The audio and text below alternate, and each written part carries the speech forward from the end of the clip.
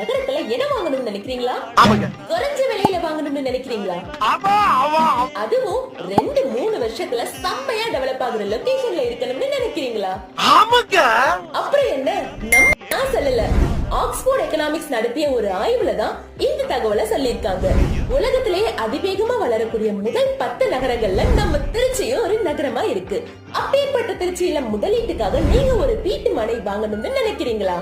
உங்களுக்காக தான் நாங்க உங்களின் கனவு மனையை பார்வையிட கீழே இருக்கிற நம்பரை உடனே கான்டாக்ட் பண்ணுங்க.